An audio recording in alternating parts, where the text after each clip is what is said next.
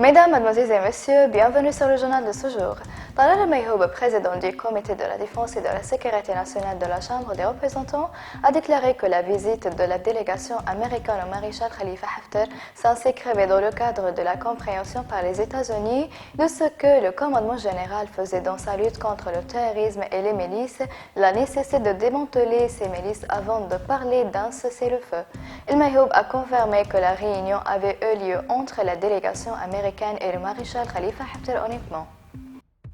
Le général Ahmed Masmari, porte-parole des forces armées, a déclaré que les forces armées avaient réussi à expulser les organisations terroristes qui avaient attaqué le gisement de pétrole d'éléphants et le sécurisaient actuellement. El Masmari a relevé lors d'une conférence de presse hier que l'armée de l'air avait ciblé des rassemblements terroristes qui avaient été pénétrés dans le champ pétrolifère dans les éléphants et avaient passé au peigne fin la région après que les terroristes en aient été expulsés.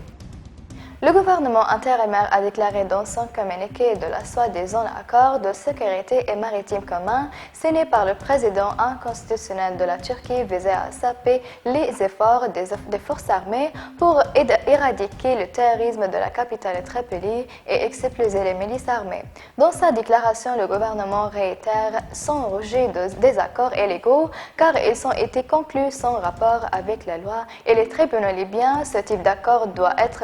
ratifié par la Chambre des représentants et le au cas où non reconnaissant la légitimité de Sarraj. Il a appelé le gouvernement intérimaire à enquêter sur la violation par la Turquie des résolutions des Nations Unies et du Conseil de sécurité en fournissant l'accord inconstitutionnel des armes que la plupart des terroristes menacés de menacer la paix et la sécurité internationale, appelant chacun à assumer ses responsabilités à empêcher la Turquie d'accélérer l'argent et le gagne-pain des Libyens pour des gains et des intérêts en droit.